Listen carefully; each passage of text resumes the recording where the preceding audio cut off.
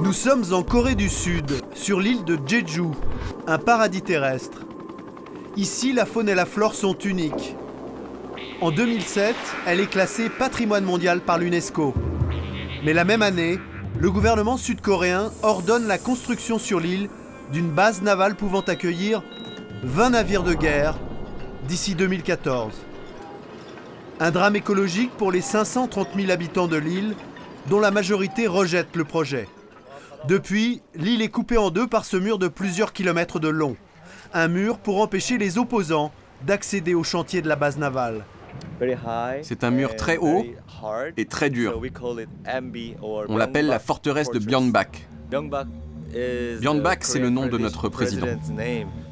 Young ne porte pas le président sud-coréen dans son cœur, surtout depuis qu'il a envoyé des centaines de policiers mater la révolte de Jeju.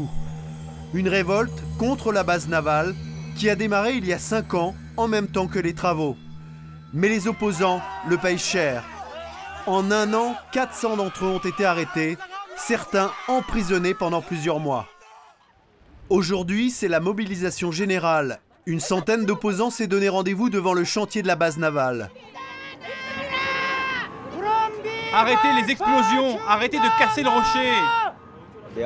Ils vont détruire le rocher sacré de Gurumbi. Vous voyez les bouées oranges? C'est à cet endroit-là qu'ils vont construire la base navale. Les opposants sont inquiets car les ouvriers ont apporté 1400 kilos de dynamite sur le chantier. La plus grosse quantité d'explosifs depuis le début des travaux. Prêtre des rues, le père Moon est l'une des figures emblématiques de la révolte de Jeju. Il est venu jeter un dernier coup d'œil aux travaux avant de passer à l'action. On va faire quelque chose, c'est sûr, mais je ne peux rien vous dire, car les services secrets coréens sont partout ici. L'heure de déclencher l'opération a sonné, un bateau d'activistes s'élance vers le large, suivi de près par des policiers. Une diversion pour permettre à d'autres opposants de plonger en direction de la base navale. Ils n'ont qu'un seul objectif, empêcher le dynamitage du rocher sacré. Salaud! Arrête plutôt les ouvriers qui détruisent le rocher! Mais très vite, des policiers en combinaison leur barrent le passage. Première explosion, premier échec pour les manifestants qui ne se découragent pas. Débarrassons-nous de la base navale! Résister contre l'autorité, mais toujours sans violence. Ici, c'est le mot d'ordre. Fais ton boulot au lieu de lui faire du mal! Mais le combat est inégal, les policiers sont en surnombre. Et même quand une poignée d'opposants parvient à se rapprocher de l'objectif, la victoire est de courte durée. Au-delà du drame écologique, c'est la situation géographique de la future base navale qui fait peur ici. L'île de Jeju est située juste en face de la Chine, et selon les manifestants, les Américains seraient derrière ce projet. Ce chantier est devenu le symbole de la guerre en Asie du Sud. Et comme vous le savez, il y a de grandes tensions avec la Chine. Le projet de cette base a été décidé par les Américains. Ça n'a rien à voir avec la Corée. Il faut en finir avec cette base navale. Le spectre d'un nouveau conflit hante les Coréens. Ici, la guerre a fait 3 millions de morts entre 1950 et 1953. Elle a coupé le pays en deux, le nord soutenu par les communistes russes et chinois, le sud par les États-Unis. Aujourd'hui, pour les habitants de Jeju, la construction de la base navale a des relents de guerre froide. Pour le porte-parole du ministère, la base navale de Jeju n'a rien à voir avec les Américains. Ça n'a rien à voir. La base navale sur l'île de Jeju sera civile et militaire et elle servira pour notre propre sécurité nationale. Elle a été financée par les impôts des Coréens. Les militants ne croient pas au porte-parole. La guerre est finie depuis près de 60 ans et les soldats américains sont toujours dans le pays. 28 500 hommes y sont stationnés. Dernière illustration, le camp Humphrey, à 80 km de Séoul.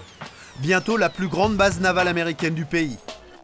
Pour réaliser cette ville nouvelle de 55 000 habitants, il a fallu expulser des centaines d'agriculteurs coréens, manu militari, comme à Jeju.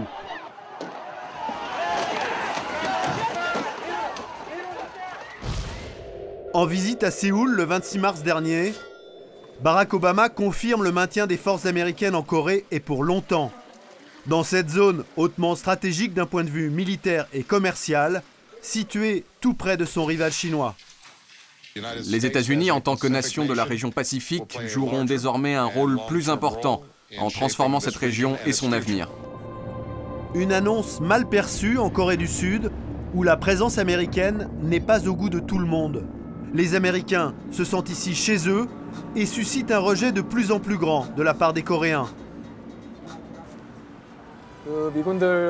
Quand on croise des soldats américains, on a peur qu'ils nous frappent. Ici, ils sont responsables de nombreux crimes, des bagarres et des viols. Park dirige une organisation qui enquête sur les crimes et délits commis par les soldats américains en Corée du Sud. Il y en aurait eu 100 000 depuis la fin de la guerre.